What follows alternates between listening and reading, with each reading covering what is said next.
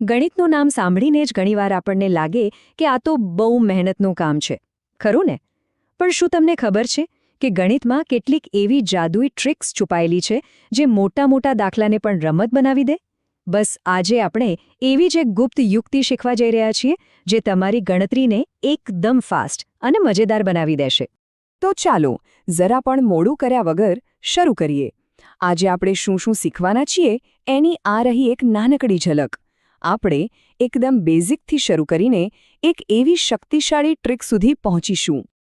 કોઈ પણ ટ્રિક શીખતા પહેલાં એનો પાયો મજબૂત હોવો જરૂરી છે, બરાબર ને? તો ચાલો સૌથી પહેલાં આપણે એકદમ બેઝિક વાત સમજી લઈએ. તો ગુણજ એટલે શું? સાવ સાદા શબ્દોમાં કહું ને તો કોઈ પણ સંખ્યાના ગુણજ એટલે બીજું કશું જ નહીં પણ એનો ઘડિયો. હા, બસ એટલું જ. જેમ કે આપણે 13ના ગુણ જ શોધવા હોય તો જુઓ, 13 એકા 13, 13 દુ 26, 13 તેરી 49. બસ આ જ રીતે આગળ વધવાનું. આ 13, 26, 49, 52, 65 આ બધા 13ના ગુણ જ છે, જેને એકદમ સહેલું. સારું, ગુણ જ શું છે એ તો આપણે સમજી ગયા, પણ હવે જરા વિચારો, જો આપણને આ ગુણજ સાથે કંઈક મોટું અને અઘરું કરવાનું કહેવામાં આવે તો ત્યારે શું થાય? ચાલો એક ઉદાહરણ લઈએ. માની લો કે પરીક્ષામાં આવો સવાલ પૂછાયો: 13ના પહેલા 20 ગુણજોનો સરવાળો કેટલો થાય? હવે આને કેવી રીતે સોલ્વ કરશો? ક્યાંથી શરૂ કરશો?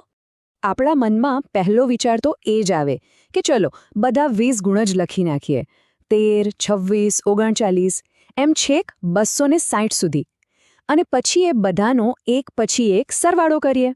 પણ આ તો કેટલું લાંબુ અને કંટાળાજનક કામ કહેવાય. અને જરા વિચારો, એક નાનકડી ભૂલ થઈ સરવાળામાં તો આખી મહેનત પાણીમાં. ના ના, આનાથી તો કોઈ સારો રસ્તો હોવો જ જોઈએ. અને હા, સારો રસ્તો છે, એકદમ જાદુઈ શોર્ટકટ. તો તૈયાર છો એ આહા મોમેન્ટ માટે? ચાલો જોઈએ કે કેવી રીતે સેકન્ડોમાં આનો જવાબ લાવી શકાય.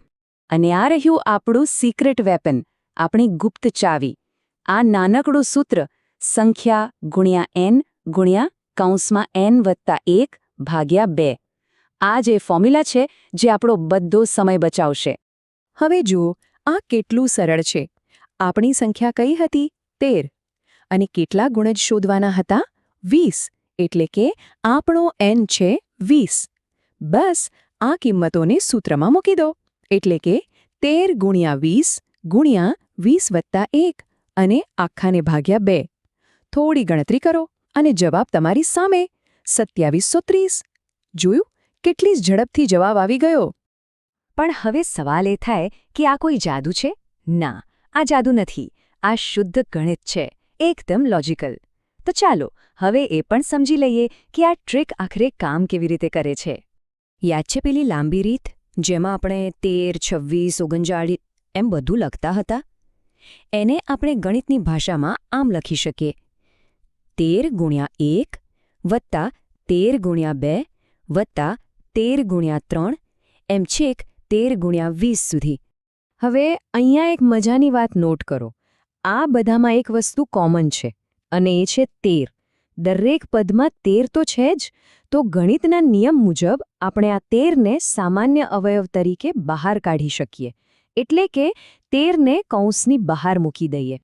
હવે કૌંસમાં શું બચ્યું? 1 વત્તા 2 વત્તા 3 એમ છેક 20 સુધી.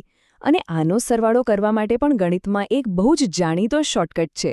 એ છે n ગુણ્યા n વત્તા 1 ભાગ્યા 2. આ એક ખૂબ જ જૂની અને જાણીતી ગાણિતિક યુક્તિ છે. તો જોયો તમે? આપણો જાદુઈ શોર્ટકટ ખરેખર 2 અલગ અલગ ગણિતના વિચારોને ભેગા કરીને બન્યો છે. પહેલું સામાન્ય અવયવ કાઢવાનો વિચાર, અને બીજું ક્રમિક સંખ્યાઓનો સરવાળો કરવાનો શોર્ટકટ. બસ આ બંને ભેગા થયા અને આપણી ટ્રિક તૈયાર. હવે જ્યારે આપણે આખી ટ્રિકનું રહસ્ય જાણી લીધું છે, તો ચાલો થોડી પ્રેક્ટિસ કરીએ. જોઈએ કે આ સૂત્ર ખરેખર કેટલું ઝડપી અને ઉપયોગી છે. જુઓ, આ ટેબલમાં 3ના પહેલા 12 ગુણજોનો સરવાળો. ફટાફટ જવાબ 234.